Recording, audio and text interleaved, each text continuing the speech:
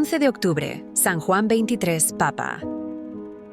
Angelo Giuseppe Roncalli nació el 25 de noviembre de 1881 en Soto il Monte, diócesis y provincia de Bérgamo, y era el cuarto de 13 hermanos. Ese mismo día fue bautizado. En la parroquia, bajo la guía del excelente sacerdote don Francesco Rebuzzini, recibió una impronta eclesiástica imborrable que le sirvió de apoyo en las dificultades y de estímulo en las tareas apostólicas.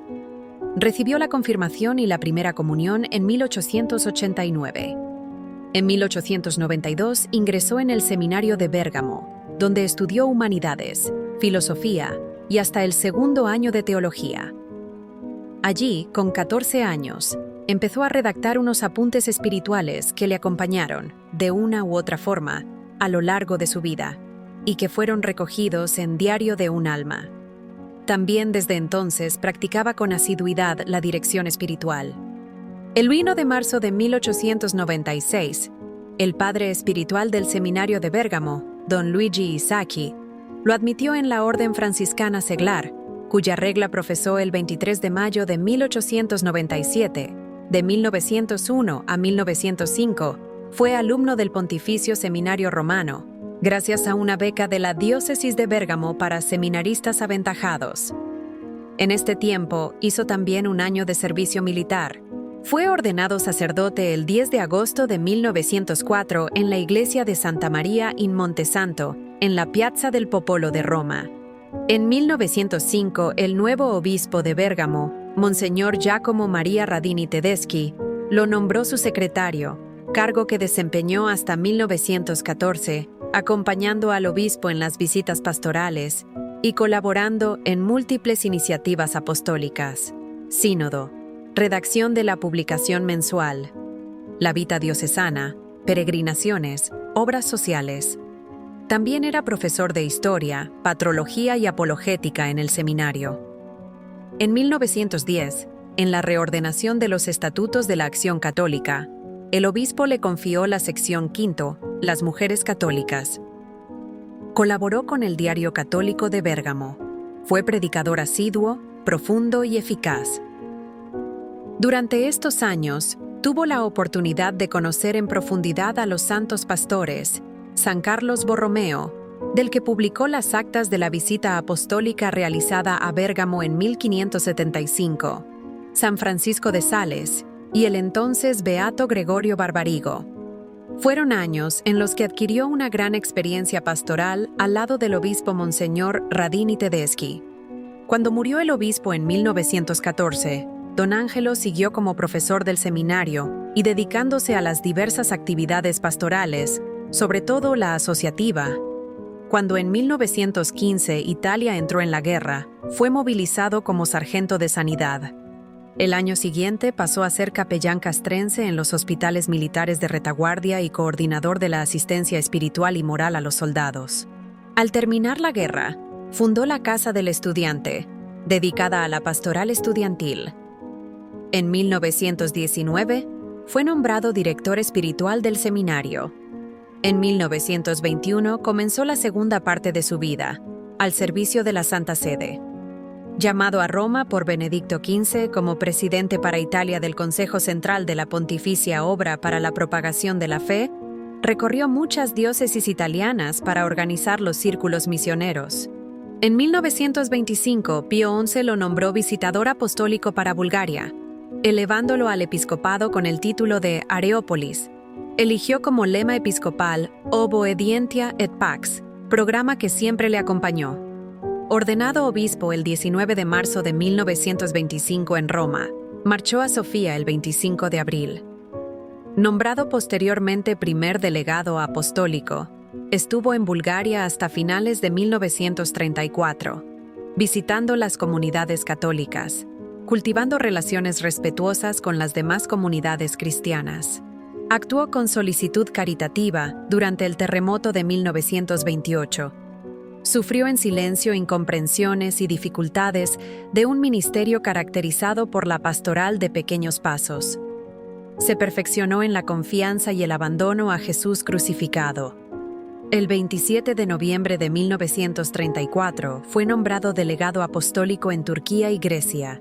El nuevo campo de trabajo era vasto, y la Iglesia Católica estaba presente en muchos ámbitos de la joven República Turca, que se estaba renovando y organizando. Su ministerio con los católicos fue intenso, y se distinguió por un talante de respeto y diálogo con el mundo ortodoxo y musulmán. Cuando estalló la Segunda Guerra Mundial, estaba en Grecia, que quedó devastada por los combates.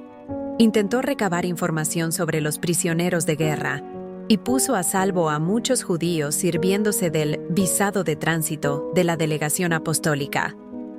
El 6 de diciembre de 1944, Pío XII lo nombró nuncio apostólico en París. Durante los últimos meses de la contienda y los primeros de la paz, ayudó a los prisioneros de guerra y se preocupó por la normalización de la organización eclesiástica de Francia. Visitó los santuarios franceses, participó en las fiestas populares y en las manifestaciones religiosas más significativas. Estuvo atento, con prudencia y confianza, a las nuevas iniciativas pastorales del episcopado y del clero de Francia. Siempre se caracterizó por la búsqueda de la simplicidad del Evangelio, incluso cuando trataba los más complejos asuntos diplomáticos. El deseo pastoral de ser sacerdote en cualquier circunstancia lo sostenía, y una sincera piedad, que se transformaba cada día en un prolongado tiempo de oración y de meditación, lo animaba. El 12 de enero de 1953 fue creado cardenal y el 25 promovido al Patriarcado de Venecia. Estaba contento de poder dedicarse los últimos años de su vida al ministerio directo de la cura de almas, deseo que siempre le acompañó desde que se ordenó sacerdote. Fue pastor sabio y emprendedor, a ejemplo de los santos pastores que siempre había venerado: San Lorenzo Giustiniani, primer patriarca de Venecia, y San Pío X. Con los años, crecía su confianza en el Señor, que se manifestaba en una entrega pastoral activa, dinámica y alegre. Tras la muerte de Pío XII, fue elegido papa el 28 de octubre de 1958 y tomó el nombre de Juan XXIII. En sus 5 años como papa, el mundo entero pudo ver en él una imagen auténtica del buen pastor. Humilde y atento, decidido y valiente, sencillo y activo, practicó los gestos cristianos de las obras de misericordia corporales y espirituales, visitando a los encarcelados y a los enfermos, acogiendo a personas de cualquier nación y credo, comportándose con todos con un admirable sentido de paternidad. Su magisterio social está contenido en las encíclicas Mater et Magistra, 1961, y Pacem in Terris, 1963. El nombramiento de Angelo Giuseppe Roncalli como papa fue realizado pensando en un papado de transición, con un carácter provisional y, en cierto sentido, fácil de convencer, pero mostró que a lo largo de su vida había atesorado una ternura transformadora de la realidad, entre ella la realidad eclesial. La sorpresa fue que con su bondad, cordialidad, cercanía y sencillez, logró iniciar una de sus mayores preocupaciones: la renovación de la Iglesia, poniéndola al día, aggiornamento. Juan XXIII partía de las verdades contenidas en la doctrina revelada, pero entendía que había que buscar la forma más adecuada de anunciarla y que la Iglesia tuviera 3 pilares fundamentales a la hora de estar en la sociedad, como eran la presencia, la cercanía y el testimonio. Un testimonio no basado en anunciar juicios, sentencias, desprecios, amenazas, sino un testimonio que reflejara las bienaventuranzas. Con su perseverancia y ternura, dio lugar al Concilio Vaticano II. Convocó el Sínodo Romano, instituyó la Comisión para la Revisión del Código de Derecho Canónico, convocó el Concilio Ecuménico Vaticano II. Como obispo de la diócesis de Roma, visitó parroquias e iglesias del centro histórico y de la periferia. El pueblo veía en él un rayo de la benignitas evangélica y lo llamaba el Papa de la Bondad. Lo sostenía un profundo espíritu de oración. Siendo el iniciador de la renovación de la Iglesia, irradiaba la paz de quien confía siempre en el Señor.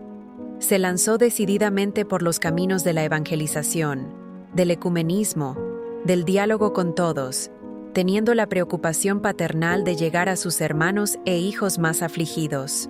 No fue fácil por la oposición interna a que se celebrara, por una parte, y por otra, porque había corrientes eclesiales que querían condicionar la dirección de las discusiones. Con diálogo y una convicción profunda, logró convocar este concilio con la idea de que la Iglesia se actualizara y se abriera al mundo, a todos los hombres y mujeres, sin fronteras ni barreras, donde no hay enemigos sino amigos y hermanos. Abrió el Vaticano a los países comunistas, utilizó la expresión hermanos separados, puso en primera fila la doctrina social, defendió los derechos humanos y la paz, puso el acento en el servicio en detrimento del poder. Supo, como nadie, crear una iglesia de la esperanza, la justicia, el buen humor, la alegría. Una iglesia que acoge y no reprocha. Una iglesia que cuestiona los poderes de este mundo y es buena noticia para los pobres. Una iglesia que se compromete con los que sufren. Una iglesia comunidad, no preocupada por la seguridad, el poder y la obediencia. Una iglesia que escucha el clamor de los excluidos y de la gente. Era, en definitiva, un papa preocupado por los anhelos, las esperanzas, los sufrimientos del género humano. Juan 23 creía que los creyentes y las comunidades cristianas deberíamos estar en una conversión permanente, anunciando el reinado de Dios, con la palabra y con la propia vida. Quería una iglesia peregrina, a la intemperie, al lado del ser humano, acompañándolo con una actitud de entrega, gratuidad y de interpelación y de autocrítica. Juan 23 nos enseñó que la iglesia que aprende a amar, a perdonar, a celebrar, a anunciar, a acoger y a optar por los empobrecidos es la iglesia de Jesús. Murió la tarde del 3 de junio de 1963, al día siguiente de Pentecostés, en profundo espíritu de abandono a Jesús, deseando su abrazo, rodeado por la oración unánime de todo el mundo, que parecía haberse reunido en torno a él, para respirar con él el amor del Padre. Juan 23 fue declarado beato por el Papa Juan Pablo II el 3 de septiembre de 2000 en la Plaza de San Pedro, durante la celebración del Gran Jubileo del año 2000. El Papa Francisco lo canonizó el 27 de abril de 2014.